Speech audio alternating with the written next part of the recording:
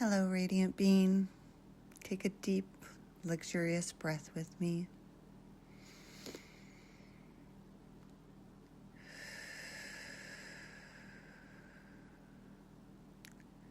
Not to fix anything, just to arrive. My name's Suzanne Arden, and I am the author of the book series, You Perfectly Remembered. This is day 5 of 21 days of remembering your value. Today we're going to talk about something that almost no one questions: productivity.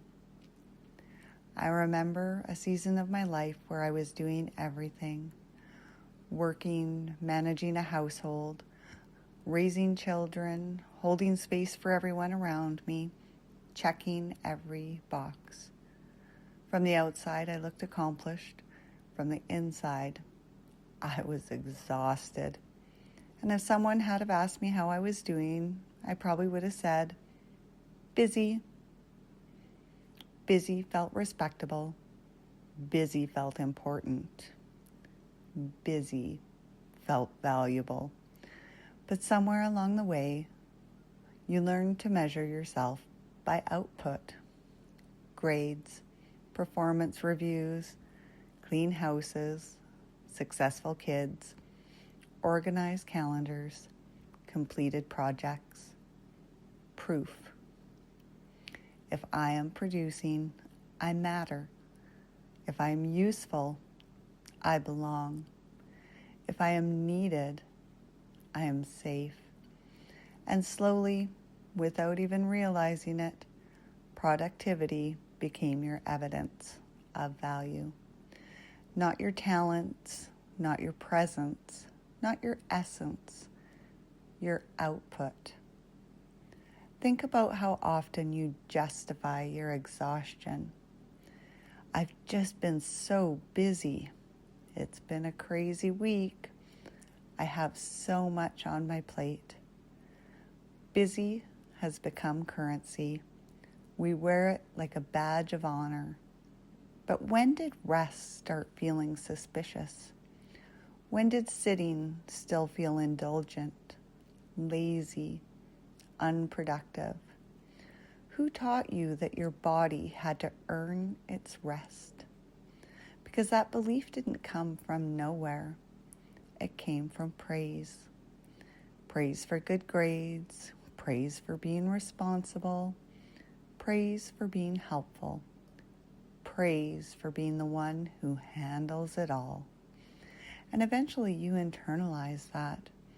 If I stop producing, who am I? You wake up and scan what needs to be done, who needs something, where am I behind? We have a checklist running through our minds at all times now.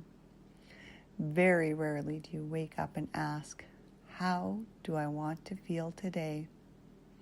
Because feelings don't earn applause. Productivity does. But here's the quiet cost. When your value is tied to output, you can never fully rest because there's always more. More emails, more laundry, more dishes, more goals, more proving. You can produce endlessly and still feel hollow. You can achieve and still feel unseen. Because value is not created by output. It exists underneath it. And here's something even deeper. Your body quits trusting you when you keep postponing your wants and needs. Every time you override fatigue, every time you silence your hunger, every time you push through resentment, and every time you tell yourself later, trust erodes. And trust does not rebuild through accomplishment.